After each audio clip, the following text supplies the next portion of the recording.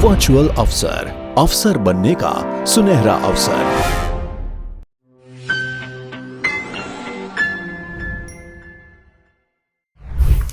नमस्कार दोस्तों, चलिए आज के लेक्चर में मैं आप लोगों के सामने जो इससे जीएसएलवी से आगे एसएसएलवी और आरएलवी है, ये आज के लेक्चर में मैं आप लोगों के सामने लेकर के आया हूं। होप सो आप लोगों को एसएलवी के बाद एएसएलवी, एएसएलवी के बाद पीएसएलवी और पीएसएलवी के बाद जीएसएलवी तक का सफर बड़ा बेहतरीन लगा होगा। अब अगर एसएसएलवी की बात करूं तो सर एसएसएलवी को इसलिए डिजाइन किया गया कि कुछ सैटेलाइट ऐसे होते हैं जो लाइट होते हैं, जैसे मैं 500 किलोग्राम की बात करता हूं। अब इनके लिए मान लीजिए हम जीएसएलवी यूज करें, क्योंकि जीएसएलवी का कॉस्ट भी बहुत ज्यादा है। तो कुछ सैटेलाइट ऐसे हैं जिनका वेट 500 किलोग्राम तक का है। इस वजह से हम लोगों ने एक एसएसएलवी डिजाइन किया।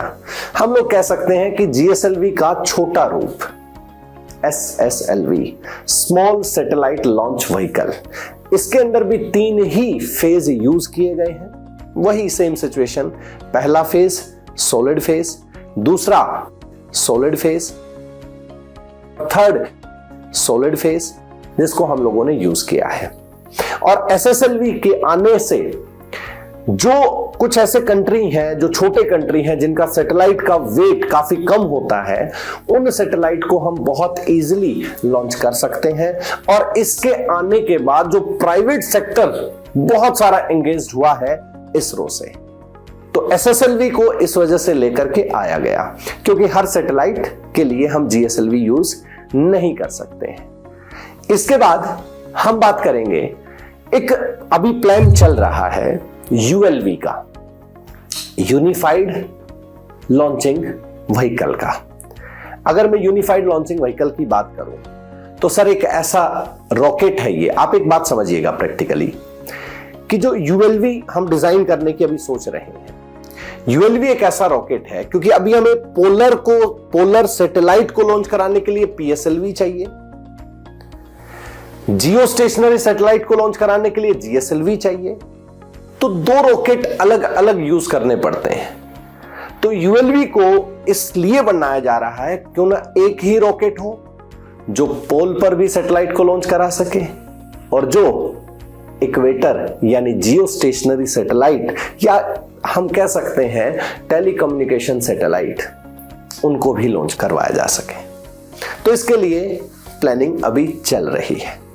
लेकिन हम जो बात करने वाले हैं आप लोगों से, वो बात करने वाले हैं आरएलवी की, रीयूजेबल लॉन्चिंग व्हीकल। अब आप सोच रहे होंगे कि अगर रॉकेट को रीयूज करने लग जाएं तो बहुत बेहतरीन एक्सपेरिमेंट हमारे सामने आएगा और पूरे विश्व के अंदर इसरो की अलग ही पहचान होगी। जी हां, आरएलवी। तो चलिए दोस्तों स्टार्ट करते हैं आरएलवी के बारे में। आरएलवी है रीयूजेबल लॉन्चिंग व्हीकल, जिसका उपयोग पहली बार हम कह सकते हैं बनाने के लिए पहली बार 2007 में पहला प्रयास किया गया। बेसिकली पहला प्रयास तो बजट का था कि उसके लिए बजट देने का प्लान किया गया, और बजट के साथ साथ पहला एफर्ट यह मिला कि पहला एक्सपेरिमेंट जो रीयूजेबल लॉन्चिंग व्हीकल का रहा है वो एसआरई रहा है, सैटेलाइट रिकवरी एक्सपेरिमेंट। क्योंकि पहले तो रिकवरी होगी तभी तो रीयूज होगा। फिर उसके बाद CREW रहा है। मैं इसको सबको पूरे को एक्सप्लेन करूंगा, जो क्रू कैप्सूल को रिकवर करने का पार्ट है। इसके बाद RLVTD रहा है, reusable launching vehicle technological demonstration, और इसके बाद रहा है पैड अबॉर्ट टेस्ट। मैं इसको चलिए एक एक करके इनको एक्सप्लेनेशन देता हूं। तो हम कहेंगे 2007 में पहली बार आरएलवी बनाने के लिए बजट पास किया गया। आरएलवी को इसलिए बनाया गया क्योंकि जब भी एक रॉकेट का पूरे स्पेस प्रोग्राम का कोई, जैसे हम चंद्रयान की बात करें, मंगलयान की बात करें, किसी भी स्पेस प्रोग्राम की बात आप कर सकते हो, किसी भी स्पेस प्रोग्राम के अंदर जब कोई प्रोग्राम के लिए बजट दिया जाता है तो उसमें से 65 to 70% जो बजट होता है वो सिर्फ रॉकेट का होता है। यानी सपोज करो 1000 CR का 1000 करोड़ का कोई प्रोजेक्ट है, उसमें से 600 से 700 करोड़ रुपए वो रॉकेट के अंदर होंगे और जो कि वेस्ट होते हैं, जिनको यूज नहीं कर सकते। लेकिन अगर रीयूजेबल लॉन्चिंग व्हीकल हो गया तो उसको बार बार यूज किया जा सकेगा। यानी अगर हम कहें तो कहीं ना कहीं कॉस्ट कटिंग प्रोग्राम, वो वैसे तो भारत के जो इसरो के जो प्रोग्राम है वो वैसे भी सस्ते हैं। अगर कंपैरिजन करूं मैं नासा के साथ तो हम उनसे 10 गुना सस्ते, आप लोग समझ सकते हो कि अगर उनका कोई प्रोग्राम है वो 1000 रुपीज में हो रहा है तो हम वो 100 रुपीज में कर रहे हैं। इतना डिफरेंस है हमारे पास। बहुत सारी चीजें हैं, इसके बारे में हम बाद में बात करेंगे। तो मैं वापस अपने आरएलवी पर आता हूं। आरएलवी का अगर सक्सेस हो जाता है, क्योंकि मोस्टली पार्ट सक्सेस हो भी चुका है, और आरएलवी अगर सक्सेस हो जाता है तो हम कह सकते हैं कि स्पेस टूरिज्म का जो पार्ट है, क्योंकि अगर हम स्पेस में जाकर के और वापस आ गए, भाई रीयूज तो तभी होगा, तो स्पेस टूरिज्म बढ़ेगा, स्पेस कॉलोनाइजेशन बढ़ेगी, स्पेस रिसर्च बढ़ेगा, स्पेस माइनिंग बढ़ेगी और स्पेस एग्रीकल्चर बढ़ेगा। हम कह सकते हैं कि भारत के अंदर अगर आरएलवी आ गया तो हम ये कह सकते हैं कि भारत में इस तरह के जो प्रोग्राम है वो भारत पूरे दुनिया के सामने वो पेश कर सकेगा और पूरी दुनिया इन एक्सपेरिमेंट्स को कर सकेगी, और उसमें सबसे बड़ा रोल रहेगा हमारा इंडिया का। क्योंकि वैज्ञानिकों का साफ साफ मानना एक है, जितने भी एक्सपर्ट्स हैं, स्पेस एक्सपर्ट्स हैं, स्पेस साइंटिस्ट हैं, एस्ट्रोनॉट्स हम जिनको कहते हैं, उनका मानना साफ साफ ये है कि अगर हमें सुपर पावर बनना है तो हमें स्पेस पावर बनना पड़ेगा, जो कि डॉक्टर विक्रम साराभाई का भी सपना रहा है और लगातार इस पर काम किए जा रहे हैं। अगर मैं बात करूं तो आरएलवी को बनाने के लिए अभी तक भारत के द्वारा क्या क्या एफर्ट किए गए हैं, जैसे बहुत छोटा सा एग्जांपल मैं लेता हूं। 2007 से तो हम काम कर ही रहे हैं, लेकिन उस 2007 के बाद अगर मैं बात करूं तो बच्चा एक बात समझिए सबसे पहले कि हमें क्या चाहिए। हमें चाहिए पहले तो अर्थ के एटमॉस्फेयर से बाहर निकलना, उसको ऑर्बिट में लॉन्च करना, ये पहला पार्ट। दूसरा पार्ट क्या चाहिए? दूसरा पार्ट चाहिए अर्थ के ऑर्बिट से बाहर निकलना, लॉन्च होना, और जो उसका ऑर्बिट है उससे बाहर आना और वापस अर्थ के एटमॉस्फेयर में आना।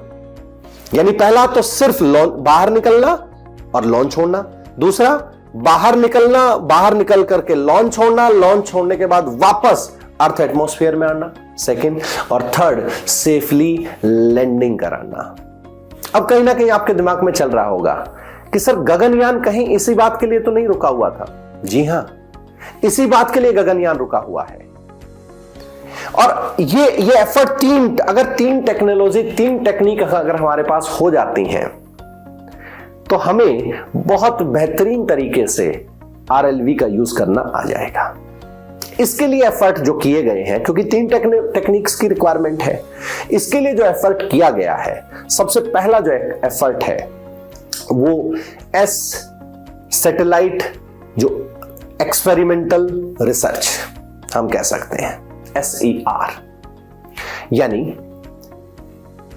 2007 में ये एफर्ट किया गया, और इस एफर्ट की अगर मैं बात करूं तो हम लोग पहले अटेम्प्ट के अंदर इसे PSLV के द्वारा लॉन्च किया गया था, और पहले अटेम्प्ट में हम सक्सेस रहे थे।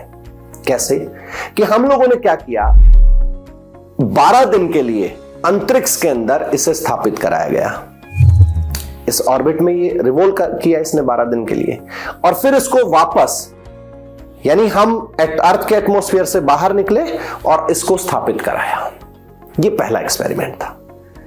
उसके बाद जो सेकंड एक्सपेरिमेंट हम लोगों ने किया वो 2014 के अंदर किया। 2014 में केयर क्रू एटमॉस्फेरिक जो कैप्सूल रिकवरी प्रोग्राम था, उसके अंदर क्या किया गया, हम लोगों ने उसको सैटेलाइट को, अब जीएसएलवी की हेल्प ले रहे थे हम, उसको लॉन्च कराया।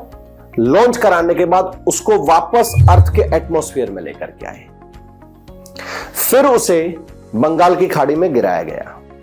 उसमें लगे हुए फ्लोटिंग सिस्टम से हम उसे विशाखापट्टनम पोर्ट पर लेकर के आए और उसको रीयूज कर लिया गया। यहां तक सेकेंड एक्सपेरिमेंट हो चुका था। लेकिन अब बात करें हम 23 मई 2016 की, तो अब RLVTD यानी रीयूजेबल लॉन्चिंग जो व्हीकल टेक्नोलॉजिकल डेमोन्स्ट्रेशन, इसकी बात करें तो क्या हुआ इंडिया में। अब की बार हम लोगों ने क्या किया, उसको लॉन्च कराया। पहले तो अर्थ के एटमॉस्फेयर से बाहर गए, उसको लॉन्च कराया। अब ये क्या था, अब ये एक्सपेरिमेंट दोनों का मिक्स था। पहले एक्सपेरिमेंट में क्या किया था, पहले एक्सपेरिमेंट में सिर्फ लॉन्च कराया। दूसरे एक्सपेरिमेंट में क्या किया था, उसकी एंट्री कराई। अब थर्ड एक्सपेरिमेंट में क्या किया, जो RLVTD रहा है, लॉन्च भी कराया और उसी एक्सपेरिमेंट के अंदर उसकी एंट्री भी वापस कराई और उसे फिर से बंगाल की खाड़ी में गिराया गया और विशाखापट्टनम पोर्ट पर उसे वापस रीयूज कर लिया गया। अब आता है 2008, जुलाई 2008। सर, एक ऐसा एक्सपेरिमेंट जिसका हमें बहुत बेसब्री से इंतजार था, जिसे कहा गया पैड अबोर्ट टेस्ट। और पैड अबोर्ट टेस्ट में क्या हुआ, पैड अबोर्ट टेस्ट के अंदर भारत में हम लोगों ने क्या किया, उसको लॉन्च कराया, वापस लेकर के आए और उसकी सेफली लैंडिंग कराने की कोशिश की और सक्सेस भी हुए हम। फिर वही कंडीशन, उसे बंगाल की खाड़ी में गिरा के विशाखापट्टनम पोर्ट से हम लोगों ने लिया और उसको रीयूज किया। यानी 4 टेस्ट अब तक हम कर चुके हैं। आप समझ के देखिए कि जो छोटे और मंझले देश हैं जो काफी जिनके पास ज्यादा बजट नहीं है स्पेस में लगाने का या कोई सैटेलाइट लॉन्च करने का, और अगर हम ये पॉसिबल कर पाते हैं, जो कि बहुत हद तक पॉसिबल हो भी चुका है, तो वो देश भी स्पेस कार्यक्रम में भाग ले सकेंगे। ये भारत के द्वारा किए गए 3 प्रयास हैं, 3 एफर्ट हैं, जिनसे इंडिया में 4 एफर्ट हैं, 3 टेक्निक है, 4 एफर्ट है, जिससे इंडिया में एक अलग ही रीयूजेबल लॉन्चिंग व्हीकल का पार्ट चल गया है। और इसके लिए आंध्र प्रदेश के अंदर एक कृष्णा डिस्ट्रिक्ट में एक जगह है सरलो गांधी करके, वहां पर इसके लिए लगातार प्रयास चल रहे हैं और RLV को बड़े बेहतरीन तरीके से और ज्यादा बेहतर बनाने की कोशिश की जा रही है। और जिस दिन ये कंप्लीटली पूर्ण रूप से सक्सेस हो जाती हैं चीजें, तब भारत गगनयान जैसे मिशन को सक्सेस करेगा। गगनयान के अंदर 3 पार्ट होंगे। गगनयान इसी का पार्ट आप लोग कह सकते हो, RLV जितना पॉसिबल हुआ उसी के तरीके से गगनयान चलेगा। अब अगर मैं RLV की बात करूं तो RLV को लेकर के, ये तो मैंने आपको बताया इंडिया ने क्या एफर्ट किया है, RLV आने से क्या होगा, RLV के क्या क्या पार्ट हैं जो अभी तक हम सक्सेस कर चुके हैं, और RLV से गगनयान कैसे पॉसिबल है। फिर आपके ब्रेन में चल रहा होगा, सर RLV जो बना रहे हैं वो कब तक पूरा हो जाएगा। वैसे तो देखो, गगनयान का जो एक प्रेडिक्शन है गगनयान की, वो 2023 के एंड तक मानी जा रही है। लेकिन जो RLV बनाया जा रहा है, जो मेन RLV है, जिसको 100 बार उपयोग में लाया जा सकेगा, 2025 तक उसके सक्सेस होने का रेट बताया गया है 2025 तक। और इसके लिए जो बजट है वो 8,000 करोड़ है। हालांकि गगनयान के लिए जो बजट दिया गया है वो 9,000 करोड़ है और इसके लिए जो बजट है वो 8,000 करोड़ है RLV के लिए। और इस RLV का नाम है Avatar, aerobic vehicle for advance trans atmospheric recovery. ये अवतार जो नाम है, ये अवतार 100 बार उपयोग में लाया जा सकेगा और इसके लिए अभी एफर्ट चल रहा है और इसके लिए एफर्ट 2007 से ही स्टार्ट हो गया था। तो आरएलवी को बनाना 2007 से स्टार्ट हो गया था। इस आरएलवी को 2025 तक हम लोग डिजाइन कर लेंगे। नाम है अवतार। अगर मैं थोड़ा सा रिकैप करूं इसके रिगार्डिंग, तो SSLV जो स्मॉल सैटेलाइट लॉन्चिंग व्हीकल के लिए यूज किया गया था, उसके बाद आरएलवी के अब तक 4 एफर्ट हुए हैं। 3 टेक्निक में हमें एक्सपर्टीज लेना है, जिसमें हम ले चुके हैं। अब लगातार इस पर एक्सपेरिमेंट चल रहे हैं और वो एक्सपेरिमेंट कृष्णा डिस्ट्रिक्ट आंध्र प्रदेश के अंदर एक जगह है सरलो गांधी, जहां पर ये चीजें चल रही हैं। और साथ साथ अगर बात करूं तो इससे space tourism, space colonisation, space mining, space agriculture और जो छोटे कंट्रीज हैं वो भी अपने आप को स्पेस प्रोग्राम में पार्टिसिपेट कर लेंगे। तो ऐसी तमाम चीजें हैं जो आरएलवी हमें बेनिफिट देगा, क्योंकि मोस्टली जो कॉस्ट है वो एक रॉकेट का ही जाता है और अगर रॉकेट का कॉस्ट कम हो गया तो हम और आप एक चीज समझ सकते हैं बड़े बेहतरीन तरीके से कि किसी भी स्पेस प्रोग्राम का जो बजट है उसको और बढ़ा करके अलग अलग मिशंस को पूरा किया जा सकेगा। जैसे मैंने नाम लिया था आदित्य, जैसे मैंने नाम लिया था शुक्रयान, ऐसे तमाम जो मिशंस हैं, चाहे चंद्रयान 3 की बात हो, चाहे मंगलयान 2 या 3 की बात हो, तो हम पूरे कर सकेंगे। तो आरएलवी इस वजह से हमारे लिए बहुत ही ज्यादा इंपॉर्टेंट है।